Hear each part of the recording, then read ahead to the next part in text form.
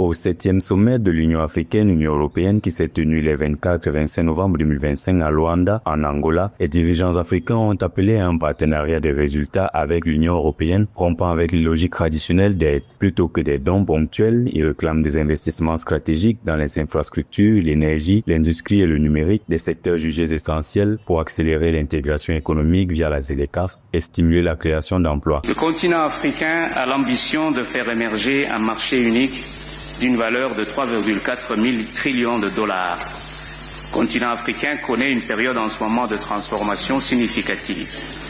Tout un système favorable aux investissements se met progressivement en place.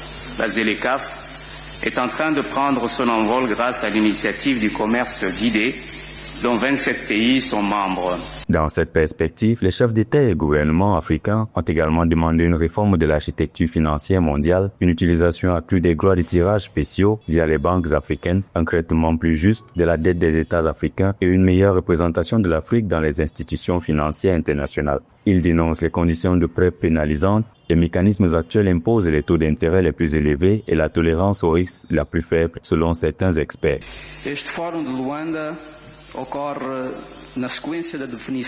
Ce forum de Luanda se réalise dans la séquence de la définition de la vision conjointe qui résume l'engagement de la construction d'un partenariat stratégique basé sur la solidarité, la sécurité, la paix, le développement économique et la prospérité pour les générations présentes et futures de nos deux continents. Nous allons continuer le dialogue et avancer dans l'implémentation de cette vision conjointe pour connecter l'argent aux opportunités, les idées à l'innovation et l'ambition à l'implémentation, en particulier dans les secteurs de l'énergie, de l'infrastructure, la santé, l'éducation et les corridors numériques, tous vitaux pour le bien-être de nos populations.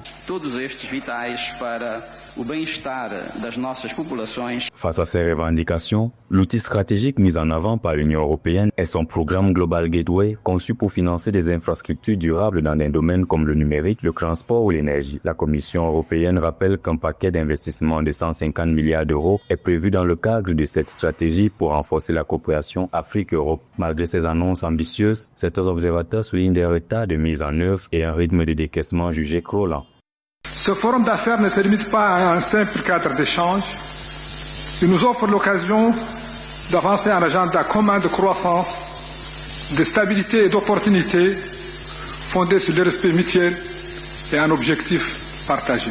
L'Afrique est en passe de devenir le prochain moteur majeur d'investissement et de croissance au niveau mondial.